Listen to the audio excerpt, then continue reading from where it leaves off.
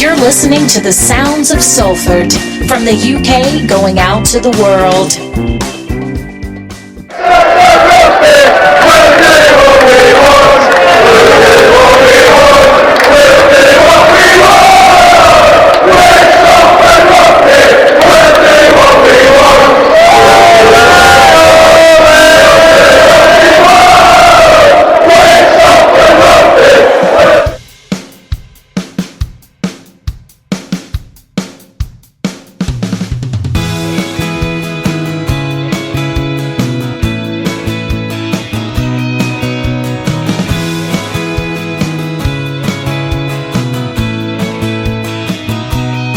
I go to Clifton to do my thinking, take my forks down by the lake.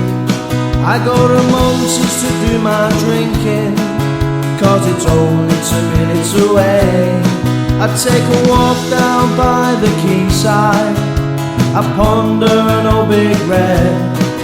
These are the corners where I hide when I lose my head.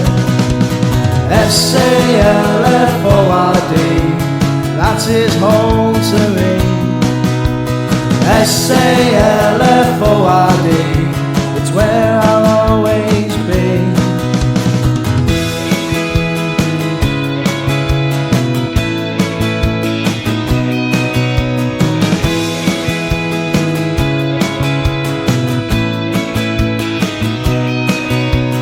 Weekends I'm at the AJ, but I miss the Willows days. Then I'm off down to the Union to get lost in a drunken haze. Spend my Wednesdays down a bar hill, trying to get the kids to behave. Snapping shots of memories, too good I've got to say. S-A-L-F-O-R-D, that is home to me. S-A-L-F-O-R-D, it's where I'll always be.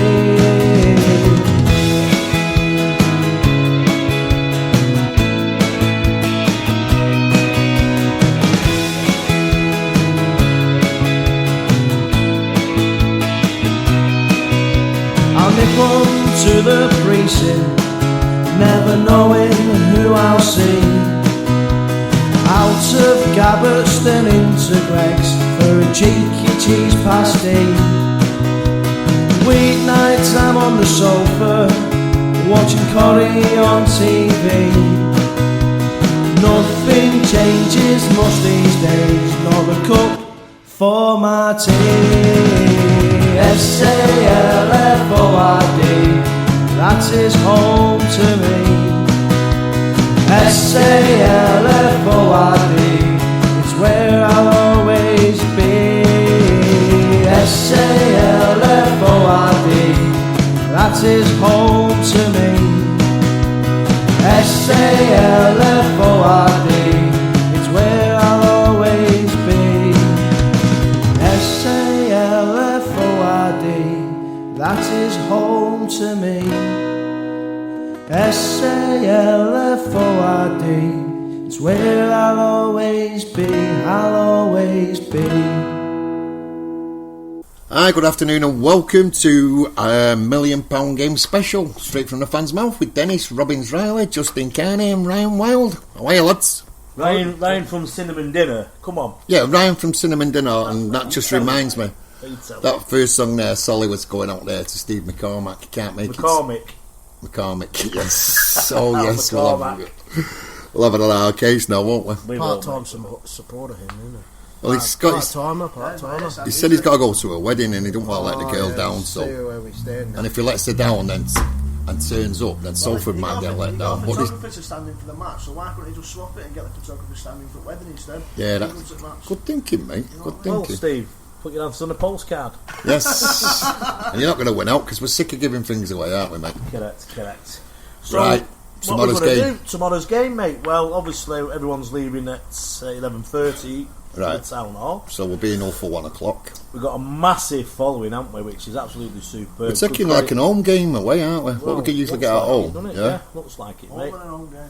which is for me is brilliant. You know, I've seen on people's media about part-time support. Oh, I'm not bothered about that. We're not bothered that way. No, let's just get behind the lads tomorrow. Exactly, that's what it's all about. Show the support, and I'm sure Justin will let us know that. You know, the team will appreciate it. Oh, do you know what I mean? And of course he will. I wish it was like that every game for him. You know what I mean? But like we said from the beginning, from the season, when we did get them 6 points deducted, the crowds did dwell off, didn't they? Yeah. Which is probably understandable in a way, because it's like everything else in life. People only go and watch the support teams who are the best and who are at top this day and age. Yeah. For me, there's no real proper loyalty this day and age. You know what I mean? It's so easy for the kids to go and watch Wigan or Warrington or St Helens. You know what I mean? Even the born in Salford. You know what I mean? And it's the same with like Man United, isn't it? You know, kids from all over the country watch football because of that top of the league. Like City have invested some new fans, etc. But it's like, you know, if they're at the top, people will go and support. It's simple. It's a fact of life. Yeah, I get that, right. Especially with all the media going on with your Twitters, your Facebook and all that. Do you know what I mean? Because everyone wants to be the best. Right, I get that. But tomorrow it comes down to 80 minutes. 80 minutes of probably the biggest game of Salford's history. Yeah, I'd say that myself. You know, and it's going to be nerve-wracking. I won't sleep tonight unless I've got about 8 pints in me, 9 pints. But I've been like that all week. But it is what it is, unfortunately, at the minute. But I'm sure the lads are in good spirits, and I think we'll do it. Right, what's the mood like in the camp, Justin? It's pretty upbeat, to be fair. You know, obviously it's a pretty nerve-wracking time for everyone. Like I said in last week's show, or last time I was on, is a lot at stake and a lot of anxious people. Like myself, I'm waiting around and relying on people to do a job so I can stay here next year and keep the same side that I've been playing with, and that's probably the biggest boost for us. Is we've got that drive within ourselves because we like the people that we play with, and you can't really buy that no matter how much money you have. And if everyone gets along with everyone plays hard, like all year, I think we've done our job.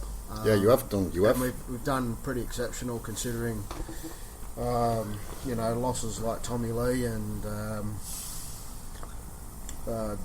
Josh Griffin for a part of the season. They were playing really well, and yourself. Well, yeah, my you know, absence come at kind of the wrong time. Because I've played all year and really enjoyed it, but you know, it's just we've done our job this year, and we've just got to do our job on tomorrow, and we'll be fine, I'm sure. And saying that too is whole KR are feeling the same. Yeah, I'm they sure. They don't want to be there. They probably don't deserve to be there as well. They didn't come bottom of the table. Huddersfield did, and it come down to one game for them as well. So they'll be up for it as well because they're in the same boat as us. And I don't see the RFL helping them as much either. I'm looking at it this way: if all KR play to their top form and Salford play to their top form, we're still going to be too much better than them. What do you think? Well, on paper, they're missing crucial players, and I think it's going to be a hard game, regardless which way you look at it. Pressure and everything else involved, the emotion of the experience, big crowds, all plays a part in how game flow goes, and I think just on the day, the calmer team will win. I think patient side will win. I think that's the nail, because everyone will be under pressure. Both teams, both sets of fans, even the officials, really, to make sure they get it right. Like they did last night. Because there's no screens, is there?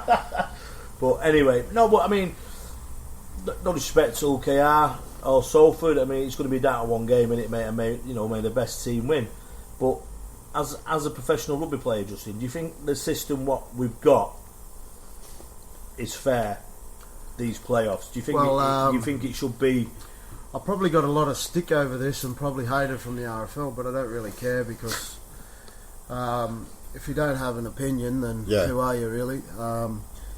Personally, and this is coming from a player's point of view, not a Salford player's point of view, just a general player's point of view, that it is an absolute dog shit system. Of course it is. Because I say that is because I don't usually watch rugby league. It's my job, and I like to go home and I like to relax and get away from it.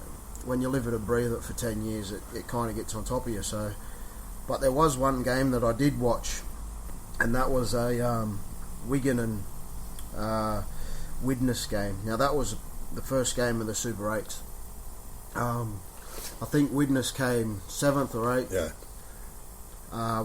Wigan are at the top.